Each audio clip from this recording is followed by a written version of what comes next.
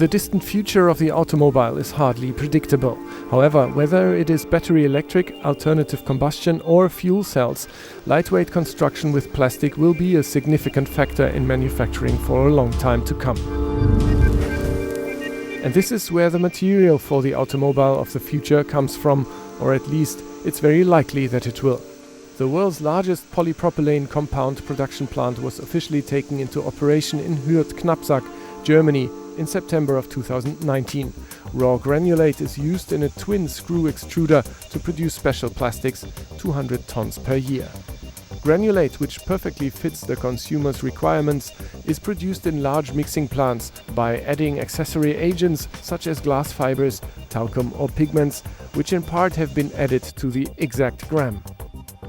It's all tailor-made, so the customer specifies the kind of product he or she would like, which could be a certain firmness or a specific surface feel, for example particularly soft or rubbery.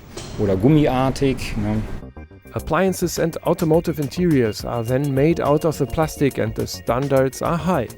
On the one hand it has to be high strength, on the other hand it can be brittle. It should be durable and recyclable at the same time. All of this is possible using the polypropylene-based compounds. The quality of each granulate is checked every 2 hours. Car manufacturers fight for every gram in the components. They will not make any compromises when it comes to quality.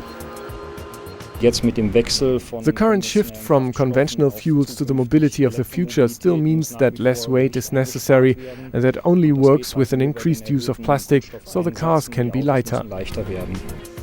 The world's largest plant of its kind has created 12 new jobs, future-proof.